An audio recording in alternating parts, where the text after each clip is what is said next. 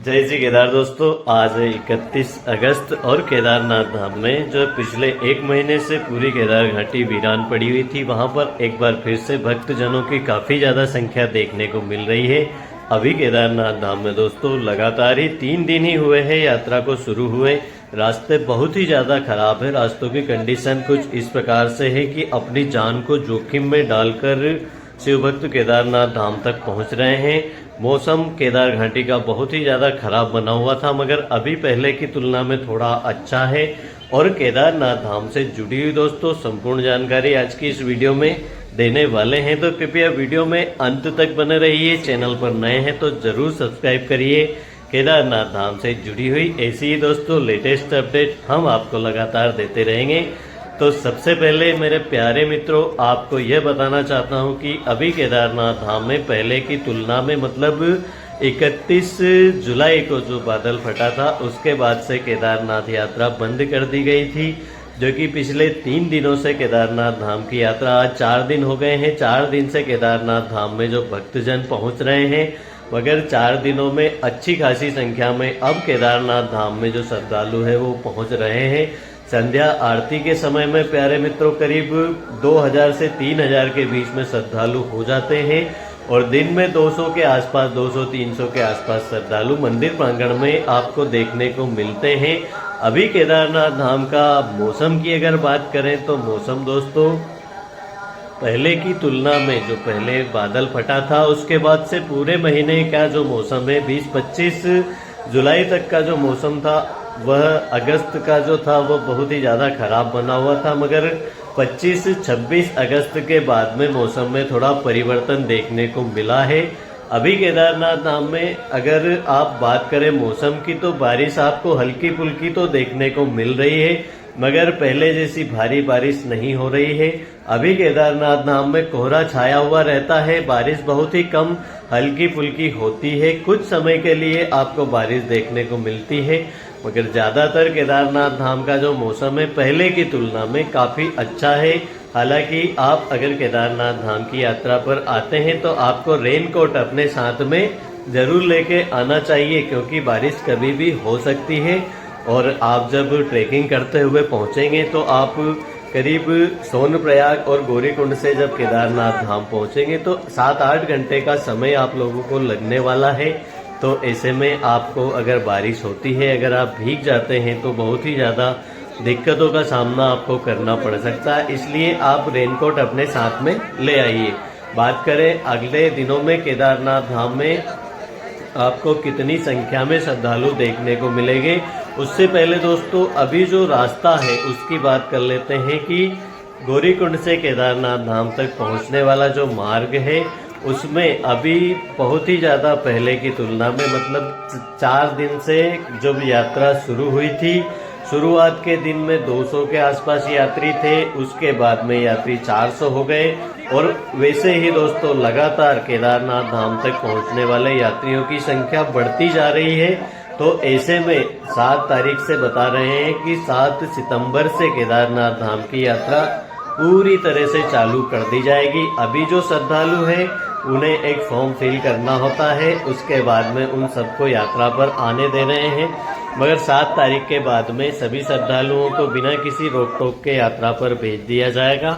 तो अभी अगर आप लोग यात्रा पर आते हैं तो अभी जो रोड की कंडीशन है पैदल मार्ग की, वो कुछ इस प्रकार से है कि जहां जहां पे रास्ते टूटे हुए थे वहां से सिंगल व्यक्ति गुजर सकते हैं। मतलब एक तरफ से जो श्रद्धालु है या तो चढ़ने वाले चढ़ेंगे या उतरने वाले नीचे की तरफ जाएंगे।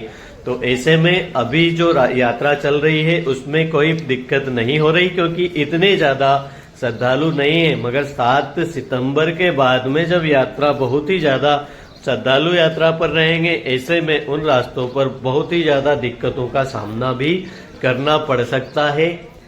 और अगर घोड़े पिट्ठू भी चलते हैं तो और भी ज्यादा दिक्कत हो सकती है, क्योंकि जब घोड़े पिट्ठू चलते हैं तो उनके साथ में हम जब रास्ता पूरी तरह से खुला हुआ था, जब पूरा मार्ग था, उस समय पे भी बहुत ही ज्यादा घोड़े पिट्ठुओं का धक्का जो लगने का डर था वो हमेशा बना हुआ रहता था। पर अब इन संकड़े रास्तों पे जब यात्रा चलेगी तो और भी ज्यादा जोखिम भरी यात्रा रहने वाली है। आप लोग अगर केदारनाथ धाम की यात्रा पर आते हैं तो एक चीज का ध्यान रखना आपको जरूरी हो जाएगा कि जब रास्ते में घोड़े पिट्ठू चल रहे हैं, ऐसे में आप उनको जगह दे निकलने के लिए, वो निकल जाए, उसके बाद में ही आप चलें। और केदारनाथ धाम में जो श्रद्धालुओं की संख्या है पहले की तुलना में काफी ज्यादा हो चुकी है। तो अभी केदारनाथ धाम में जो यात्री हैं संध्या आरती के समय में बहुत ही ज्यादा श्रद्धालु हो जाते हैं, तो आरती के दर्शन आपको करवाएंगे। उससे पहले दोस्तों बात करते हैं कि मौसम आने वाले दिनों में कैसा रहने वाला है। तो 3 दिनों तक जो है मौसम विभाग द्वारा अलर्ट जारी किया गया था।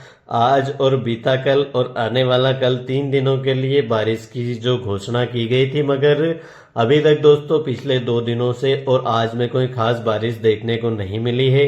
कल देखते हैं किस प्रकार का मौसम रहता है। और केदारनाथ धाम में जो लगातार अगर आप लोग आते हैं यात्रा पर तो लगातार ही केदारनाथ धाम की अपडेट लेते रहिए वीडियो के द्वारा। दोस्तों हम केदारनाथ धाम की डेली आपको अपडेट देते रहते हैं।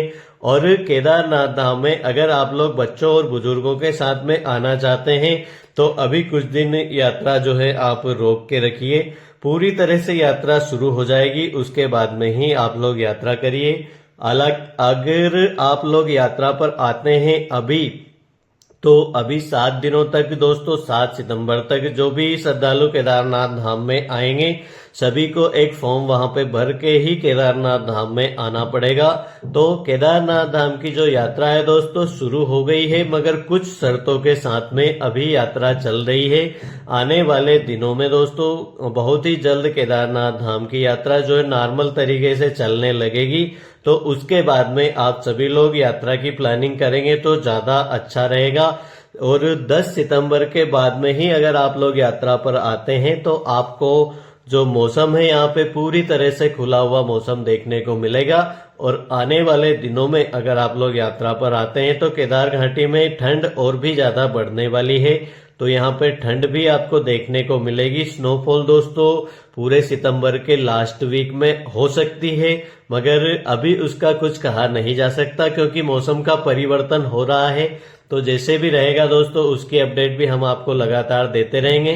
फिलहाल आप आरती के दर्शन करिए।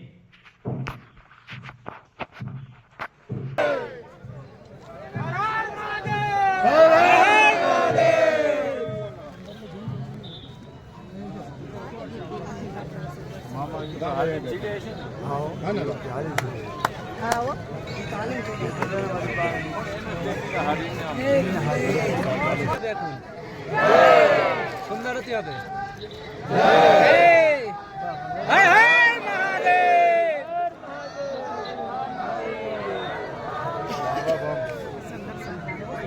मस्त